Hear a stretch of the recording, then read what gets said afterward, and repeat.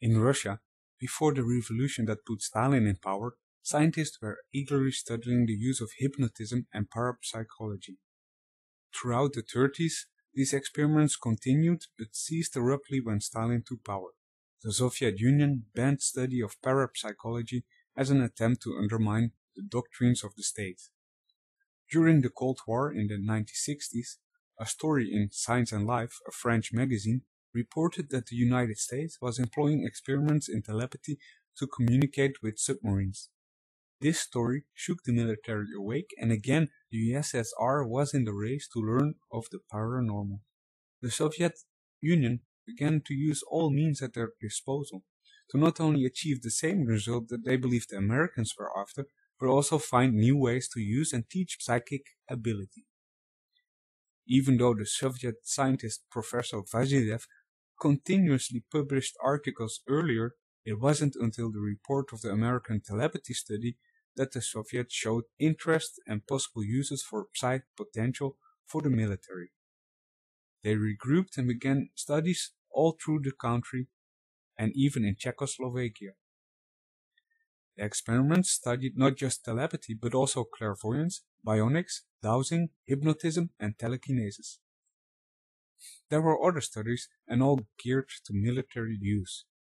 The benefit of dowsing in military action actually became clear during the Vietnam conflict when the United States military forces used it to find the tunnels and caches of the Viet Cong.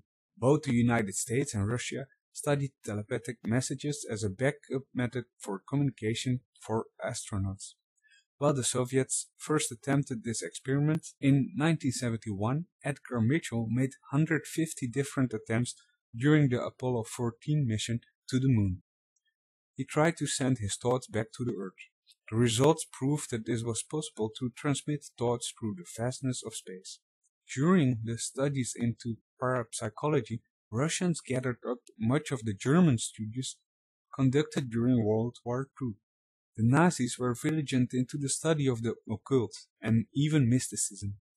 One influence was actually a Russian female known as Madame Blavatsky, who is given recognition as the leader in the New Age movement. There was a huge public race to outer space in the 60s and 70s, but only a few knew of the race to inner space between the two Cold War nations. Russia experimented in remote viewing and telekinesis. Many of those that learned psi techniques used breathing techniques derived from yoga.